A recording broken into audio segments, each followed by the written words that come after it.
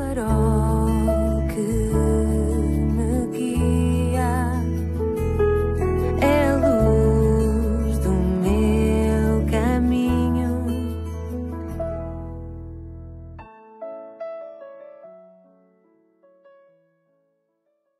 Bem-vindo à 288ª edição do programa Pedindo Luz.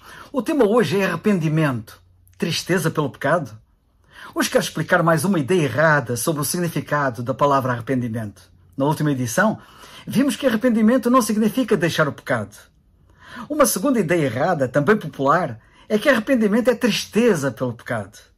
A Bíblia diz em 2 Coríntios capítulo 7, versículo 10, porque a tristeza, segundo Deus, opera arrependimento para a salvação, da qual ninguém se arrepende. Embora a tristeza piedosa possa levar ao arrependimento, ela não é o mesmo que arrependimento. Os religiosos são muito culpados de construir doutrinas baseadas na sua própria experiência e não na Bíblia. Devemos nos lembrar que a Bíblia é que doutrina, não é a experiência do homem. Ouvimos muitas vezes testemunhos de crentes e até de pregadores bem-intencionados falarem da sua experiência de salvação, descrevendo o seu pranto, tristeza e o quão miseráveis e abatidos se sentiam antes de serem salvos. Ao fazerem isso, sugerem ao descrente que ele deve sentir uma certa quantidade de tristeza antes de poder ser salvo. Bem, se assim fosse, então qual a medida de tristeza terá de sentir o homem e quanto terá de chorar o homem e lamentar antes de que Deus o salve? Este tipo de ensino sugere a falsa ideia de que Deus é basicamente relutante em salvar os pecadores e que a menos que alguém amoleça o coração de Deus com as suas lágrimas, Deus nunca o aceitará, nem lhe concederá o perdão dos pecados. A verdade é que Deus está mais disposto e pronto para salvar os descrentes do que nós estamos prontos para simplesmente confiar nele, a fim de que ele nos salve. Na verdade, Deus fez e está a fazer tudo o que pode para salvar os homens. Há 2000 anos, à volta disso, ele colocou todos os nossos pecados no seu Filho, o Senhor Jesus Cristo, e depois castigou o Senhor Jesus no nosso lugar para pagar a dívida do pecado que nós temos, para que, quando morrermos, não tenhamos de pagá-la nós próprios. Isto é exatamente o que a Bíblia quer dizer em João 3,16, quando diz: porque Deus amou o mundo de tal maneira que deu o seu Filho unigênito, para que todo aquele que nele crê não pereça, mas tenha a vida eterna. No que toca à salvação, nenhuma quantidade de pranto ou tristeza levará Deus a fazer algo que ele já não tenha feito na cruz do Calvário. Lembra-te de quando o Senhor Jesus Cristo estava na cruz. Ele clamou: está consumado. João 19:30 é o que diz isso. O que significa que o preço da nossa salvação foi totalmente pago. Está consumado. Está acabado. Nada pode ser acrescentado ou retirado. Não precisamos de chorar, suplicar ou implorar a Deus que faça algo que ele já fez.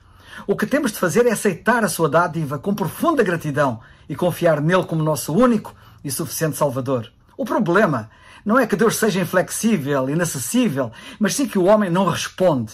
Eu oro para que tu respondas, se porventura ainda não respondeste. O grande evangelista Dwight Moody, um grande evangelista americano, insistia que quem quer ser salvo não deveria procurar tristeza, mas sim o Salvador. A morte do Senhor Jesus Cristo na cruz e o seu sangue derramado são suficientes para o perdão dos nossos pecados. Efésios 1:7 diz: em Cristo temos a redenção pelo seu sangue, a remissão ou o perdão das ofensas, dos pecados, ou seja, o perdão dos pecados, segundo as riquezas da sua graça. Nota que o perdão dos pecados é pelo seu sangue, não é pela morte de Cristo mais tristeza, pela morte de Cristo mais lágrimas, pela morte de Cristo mais luto, ou mesmo pela morte de Cristo mais súplicas. Não, não, não. É pela morte de Cristo, ponto final. A palavra de Deus deixa muito claro que a salvação está inteiramente baseada na morte de Cristo e na fé ou confiança do crente nele como único Salvador. Atos 16:31 diz claramente: crê no Senhor Jesus Cristo e serás salvo. Crê, não. Crê e chora, nem. Crê e ora, nem. Crê e lamenta, nem. Crê e sente tristeza pelos teus pecados, mas crê. Crê simplesmente, apenas crê.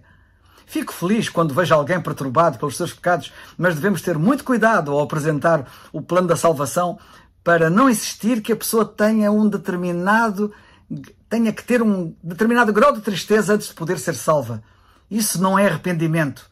E tal requisito para a salvação não se encontra na Bíblia. Repito o que a Bíblia diz a quem quer ser salvo. E apenas diz isto: crê no Senhor Jesus Cristo e serás salvo. Atos 16, 31.